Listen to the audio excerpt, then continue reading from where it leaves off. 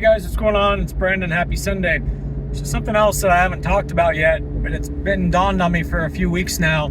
Ever since that discrepancy about the Eray VIN numbers, and once I realized that the VIN sequences, that GM doesn't have to create new VIN sequences for the baby Grand Sport, or the baby zr1, if they end up calling it the baby zr1 to try to make me lose a bet, whatever.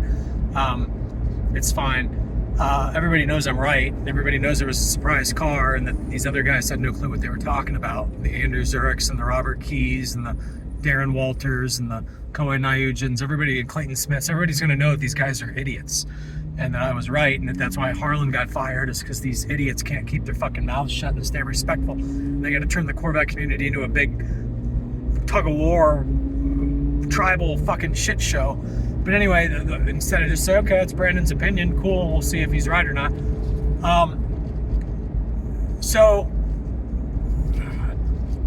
Okay, back to what I was getting to my point here. Ever since I realized that the base Grand Sport, the two-wheel drive Grand Sport, would share the same VIN sequence as the Eray, I realized that they might start making these cars. You say, well, for who, Brandon? No one has ordered one. Well, here's what's interesting, guys. Other car companies, whether it's Volkswagen or whether it's just anybody, they have what's called a launch series, a launch edition. And they're not for customer orders, typically. Sometimes they do. Sometimes they tell people that the launch editions are coming and you can order one. But sometimes they just say, here's the launch edition. Here you go, dealerships. Here's the launch edition cars. These sit on your showroom. These are not to be sold for X amount of time. They're supposed to stay in your showroom so that people can come in and see the car and marvel over the car. And then that'll help you make more retail sales, more retail orders, and go ahead and order, a bunch of cars. And you can go ahead and sell the car, but you're going to tell the customer on the launch edition car that they have to wait several months until they're allowed to buy it. Okay, take delivery.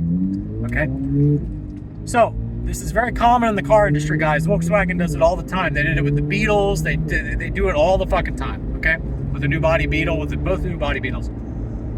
So it also solves the over MSRP bullshit.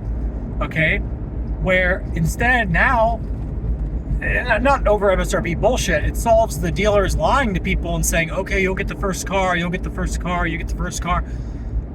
Instead, it's no more over promise and under deliver. It's under promise and over deliver. Here's a car on the showroom. It's assigned to no one. We'll take the highest bid on it. Or you can order one and you'll be this spot in line. Get back to fair and square of what things are supposed to be. Promise people what you're going to do. Instead of what Coughlin did. Oh, we'll sell you a car at MSRP. Jump on our list. Oh, we don't have a list, and we're not selling any of them at MSRP. Okay, so anyway, so back to the VIN numbers. If you watch that previous video I made where I was sitting outside a garage as it was turning dark outside, I'll put the link in this video. I explain the VIN number discrepancies on the E-Rays. The VIN number discrepancies on E-Rays would easily be able to be answered by the fact that they don't want people knowing that they are built Grand Sports. Baby Grand Sports, the base model Grand Sports. So again, what General Motors might do to try to keep the all the babies of the world, the John Elegants and the, what do you call it,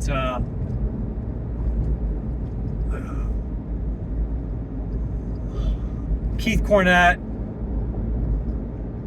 all these guys, because they know I have them in a box, that there is no 2025 ZR1 if all of a sudden these cars all get named Grand Sports.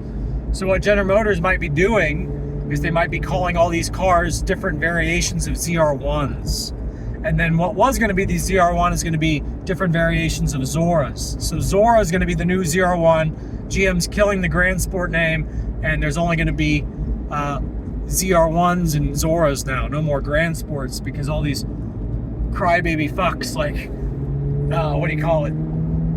Andrew Zurich and Koa Nugent and Clayton Smith and Darren Walters and Robert C. All these people where it's such fucking painful it's so painful for me to understand that there's a surprise grand sport when it happened on the C6 and the C7, Brandon, and then the C2 was a secret. I don't understand how you could think such a thing. You have to be the dumbest motherfucker on earth. Everybody in the Facebook groups, we need to ban this guy. He's a psychopath who can't admit that he's wrong. Look at the sheriff right here.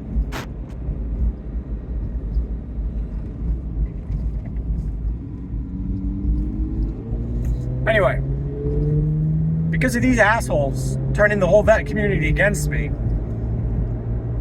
Justin, horsepower obsessed, I mean, all these just weirdos.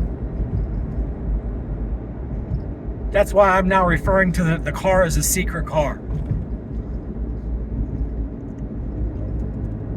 That's why I'm saying they still might change the name on the ZR1, the one that you all think is a ZR1. It's going to have to be called a ZR1 something, because there's also going to be another ZR1 that's smaller than it, apparently, if they're not going to call it the Grand Sport, just to try to make me lose a bet, because otherwise all these other freaking loser weirdos lose their fucking minds. I mean, these people are fucking psychopaths. They think I'm a psychopath because I retaliate after I see them act like fucking psychopaths. I'm like, I've had enough of these pieces of shit. These people are shit, man. All right, anyway. See ya.